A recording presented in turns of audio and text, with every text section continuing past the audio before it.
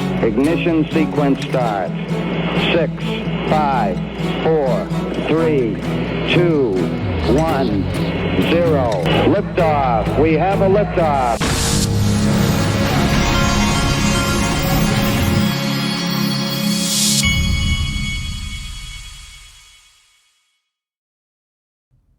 Hey everybody, this is the Digital Asset Investor, and I don't know if it's just my 17-year-old, but do these kids have a hard time just cracking a smile? It's like you try to talk to them and it's like they've got this blank stare on their face, and it's like whatever they do, they cannot smile.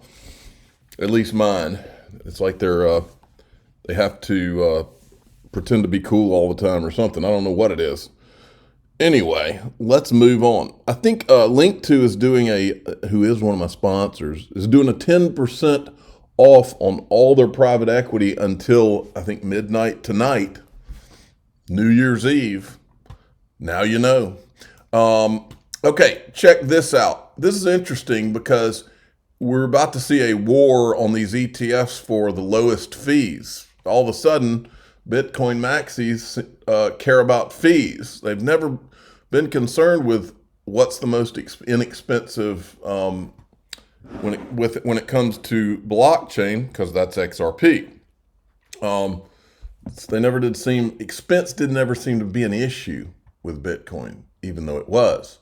But now that ETFs are coming out, expenses are going to be an issue, I guess. And now we're starting to see what fees these funds are going to charge.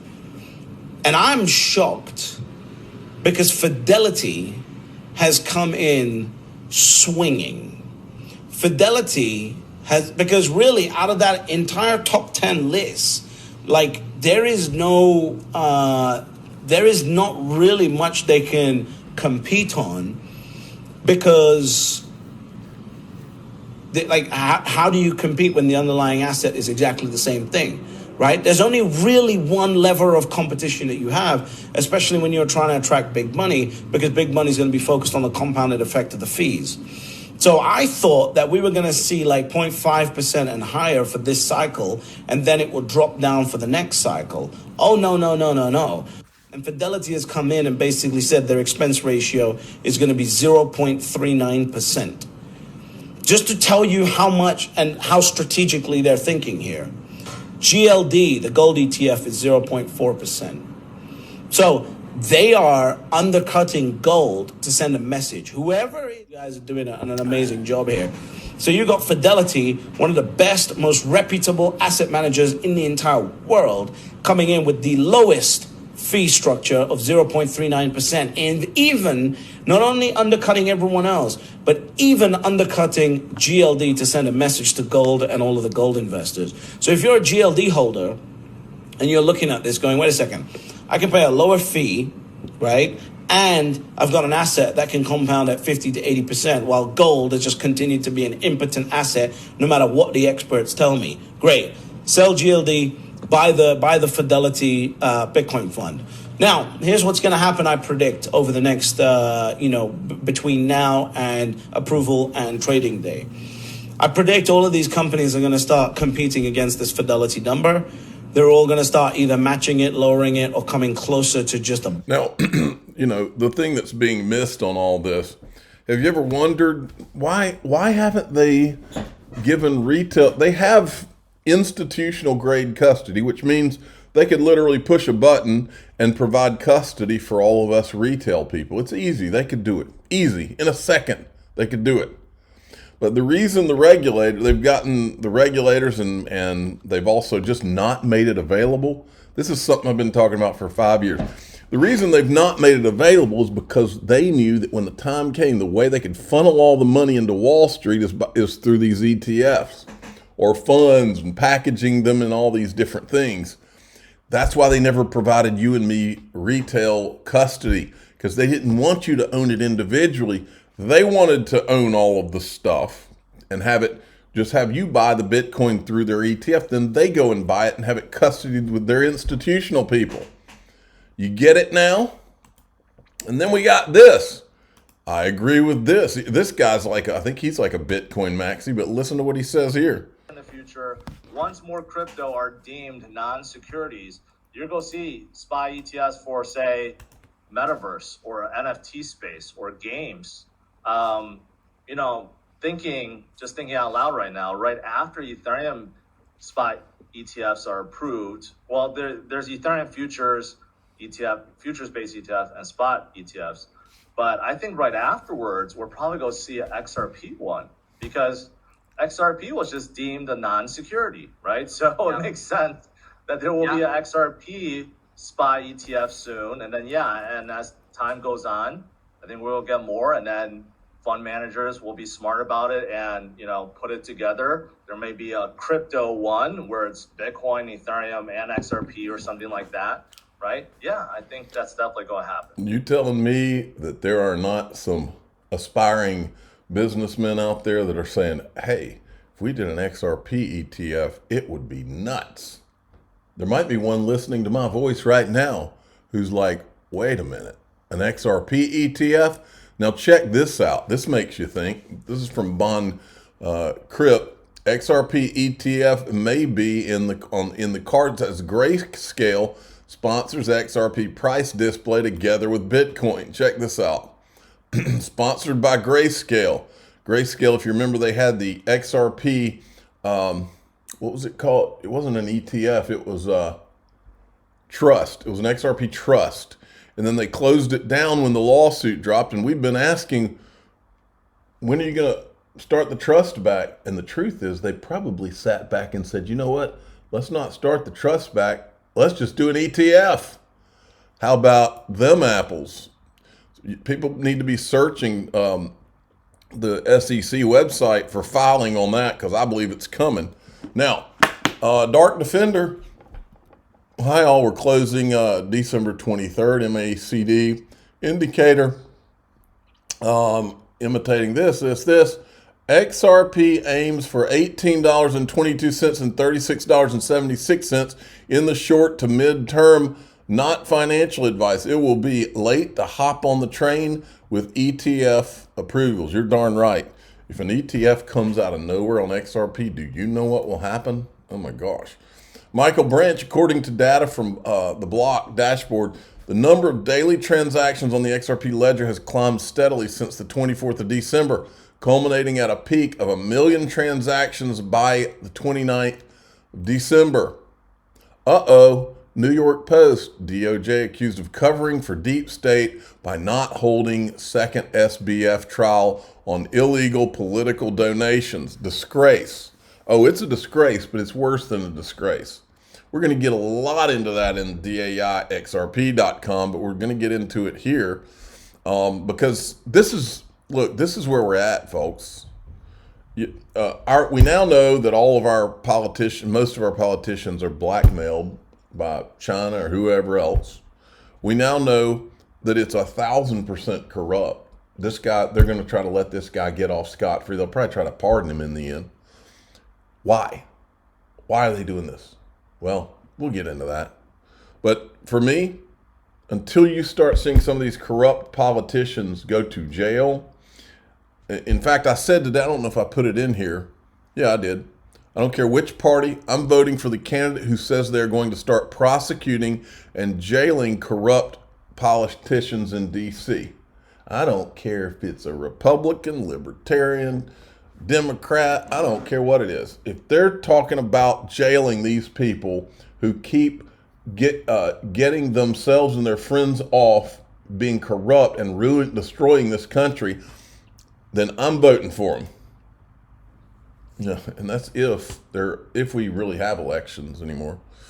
Just in, SEC may notify spot Bitcoin ETF issuers as soon as Tuesday or Wednesday that they have been cleared to launch the following week. How about that? Then there's this. This is a list of the best stuff that Sam Bankman-Fried's parents bought using FTX money. Now, these people, from what I can tell, are being let off scot-free. Look at this.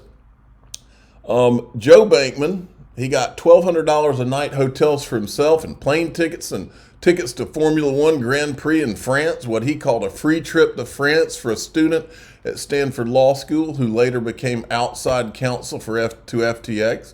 He got a $200,000 annual salary. That salary wasn't enough. Bankman complained that he was supposed to be getting $1 million a year starting in December. So that would be a bit more than $80,000 a month gross, and then whined to his son about it. SBF gave his parents $10 million in funds originating from Alameda Ltd. After Bankman's complaint. They also got a $16.4 million property in the Bahamas paid for with funds ultimately provided by FTX Trading. He then emailed Ryan Salami saying, "We are hoping you can all come to celebrate the house you helped us move into." FTX paid for furnishing the residence too. FTX paid $90,000 for a variety of expenses on the property, including cleaning and landscaping. There's no record of FTX being reimbursed. Bankman got to meet Larry David, that's from the commercial. Bankman also channeled $5.5 million in donations to Stanford University, donations that did not benefit the FTX group, and instead amounted to a naked self-dealing by Bankman, who sought to curry favor with and enrich his employer at the FTX group's expense. He sought donations Freed sought donations for her political group, Mind the Gap, while trying to obscure the source of the funds. The filing alleges Freed knowingly aided and abetted Bankman-Fried's, Singh's, and potentially other FTX insiders' breaches of fiduciary duties in connection with these offenses, including Singh's $1 million contribution to MTG in April 2021, originating from Alameda. And then I wrote this up here, folks. Look, think about this for a minute. Of all the people in the world whose sons would go on to create FTX in Hong Kong, then in the Bahamas, by chance, same Hong Kong where Gary Gensler used to work, and Mike Novogratz. That's just a coincidence, though. Then funnel campaign funds to Ukraine and back into their pockets. It just happened to be Barbara Fried's son. Major donor via her Mind the Gap super PAC. Does anyone really believe this was just some crypto company? And then this guy says, no one does. Second time I saw him was on stage with Bill, went from creating a company to billions and politicians on stage within a year. Then there's this, inside the secretive Silicon Valley group that has funneled over $20 million to Democrats. There's a reason you haven't heard of Mind the Gap. It's raison d'etre is stealth, whatever that means. That is a thumbnail if I ever saw one right there. We will try to make sure we do that. Then we've got this as just a reminder, folks, from Mr. Huber. Bingo found a memorandum from the SEC in which it recorded what the meeting of the SEC with Sam Bankman-Fried was about. The risks and naturally non-action relief from Gary for FTX, the best investor protection agency in the world by far. So they were literally going to talk about a potential no action letter. Now think about this. This was money laundering central down there in the Bahamas. And Gary's going to talk to this guy about a potential no action letter while he's in a lawsuit with Ripple, who's been transparent from day one and been trying to work with regulators in the United States.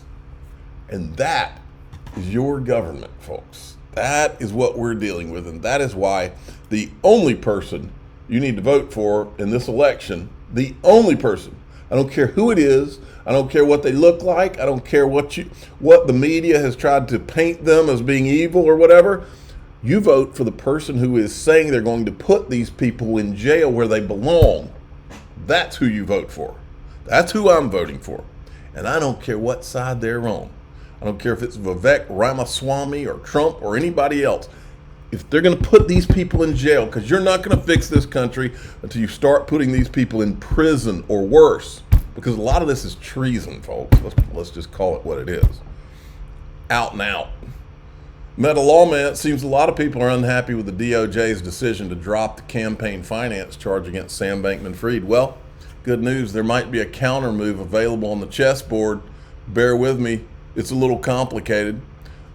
Basically, what he gets into is that the states, like Florida, could prosecute Sam Bankman-Fried for common law fraud and probably a host of other state criminal charges that I haven't thought of. Florida just can't prosecute SBF for federal campaign finance violations. Then he goes down here, he says, there's another reason states might consider prosecuting SBF. There's some risk President Biden will pardon SBF on the federal conviction on his way out the door, and if he's not reelected. That might sound far-fetched, but only if you're not paying attention. So, all right, I'm going to go into DAIXRP.com. We're going to go further into all this and show you. Look, all this stuff's connected, folks. It's not just FTX. It's the same people, and they're all intertwined in this web of corruption. And we're going to show you more of what they are. It's ETHgate, it's FTX, it's all of it, okay? I'm the digital asset investor. I'm not an investment advisor. This is for entertainment purposes only. Please subscribe, hit the like button. Tell your friends and family it's not just FTX. This is all this thing. I'm telling you, that was not just some crypto company that just happened to pop up. Nope. And I'm not going to believe that one. All right,